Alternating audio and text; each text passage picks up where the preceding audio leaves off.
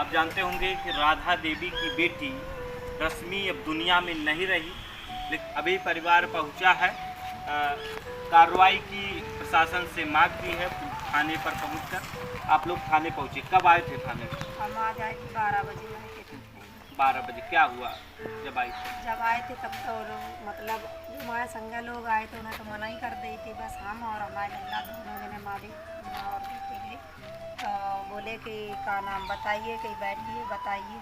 तो जैसे हमने अपनी बात बताई तो बोल रहे हमने कि ऐसे ऐसे हमारी लड़की की मतलब मौत भई है, मारपीट करी सूरज ने और उनके चाचा है, 2 लोग चाची है, तो ऐसे ऐसे मारपीट करी। 4 महीना को बच्चा भी पेट में ख़त्म हो लात मारी से।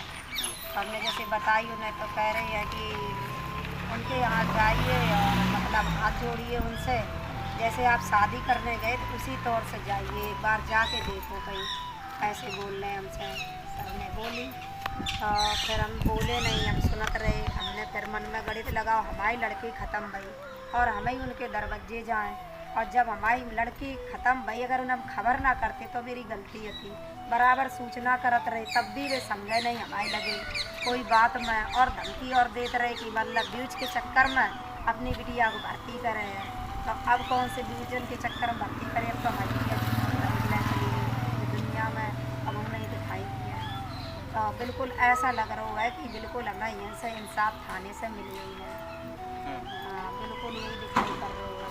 फिर अब मीडिया वाले भैया आए हैं, अब 2 लोग गए हैं, उनको नाम तो हमें नहीं मालूम है।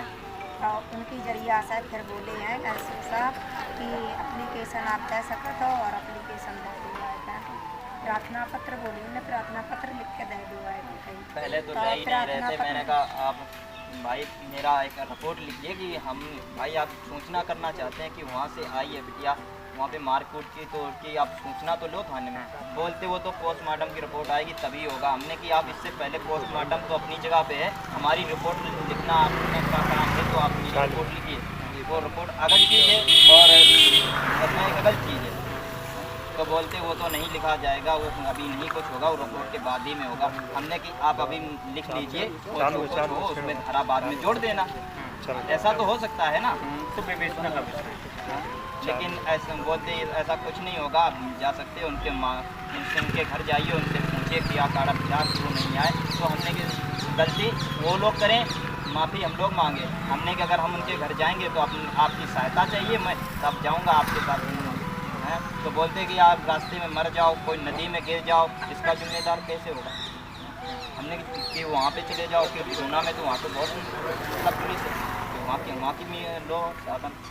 हमने कि हमारा थाना ये पड़ता तो हम यहाँ से लेंगे ना, कि हम अंत से लेंगे। जब हमारा थाना ये लगता तो हम यहीं से मांग करेंगे। कह रहे कि बिदुना थाने में जाती, बिदुना थाने में आप एक बार सूचना करके देखती उन लोगों के लिए।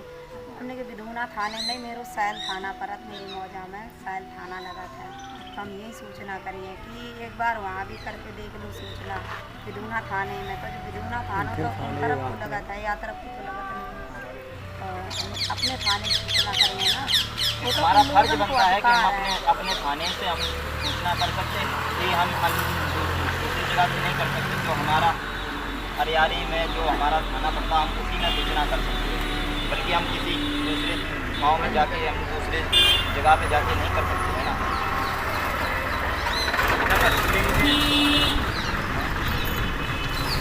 इतना ज़्यादा मारकूट की है कि मतलब उसका सर पूरे तरीक़ा से लाल कर दिया मार मार के। उसके शरीर को ये समझ लो इतना मारा है, उनके घर वालों ने सारे सबने मिल के मारा है, और वो भी दहेज की मांग कर रहे थे। किसी ने बताया कि ये भैया ऐसे ऐसे मांग रहे, लेकिन हमसे जितना हो सका दहेज के लिए, तो हमारी हैसियत थी, हमने उनको सब कुछ दिया, अपनी हैसियत के मुताबिक उनको सब कुछ दिया, फिर भी वो दहेज की मांग करने के कारण वो मारकूट करते रहे। मतलब दहेज मांगते थे? हाँ दहेज की मांग थी, दहेज मांगते रहे आप लोगों ने। हमारी जितनी औकात थी हमने उतना दिया है। मतलब जब शादी करने आई थी तब हमने जो कुछ मेरे साथ, तो आपने पहले हर चीज़ तय हो जाती है, अब तुम बाद में कहो हमें लड़ दो, हमें अंगूठी दो। हमारी औकात जितनी थी हमने उतना दे दिया।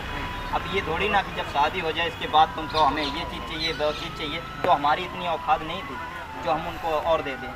जितनी औकात थी उतना ही बंदा दे सकता है, ज़्यादा नहीं दे सकता है ना।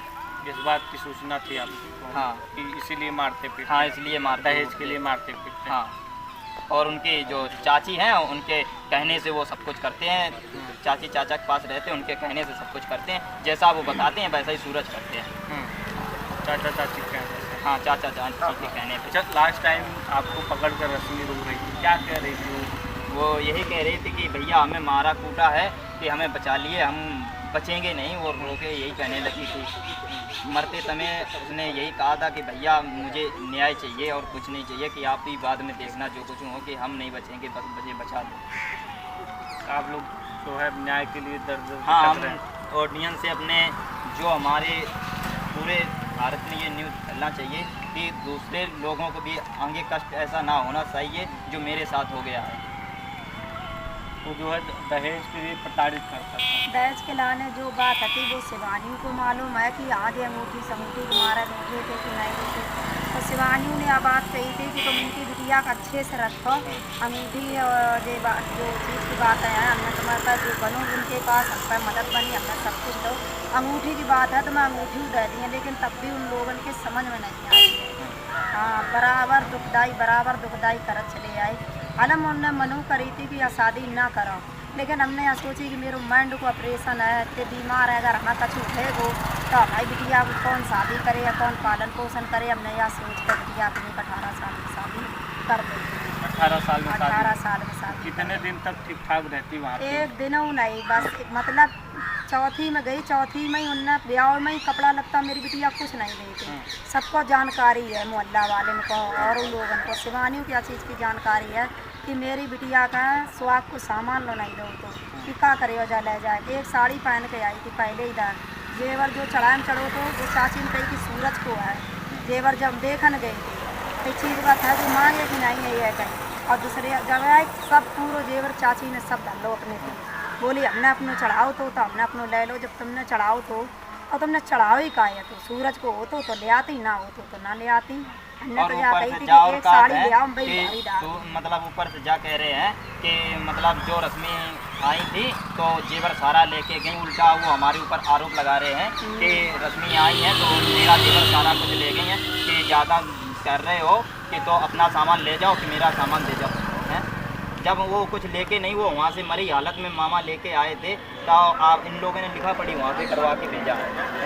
आप लोगों को अगर कोई बात का डर नहीं था, आप लोगों को लिखा पढ़ी क्यों करे? ऐसे अगर कोई बेटी अपने घर लेके आता है तो क्या लिखा पढ़ी करा के ले आता है? ऐसे तो नहीं ले आता है कोई।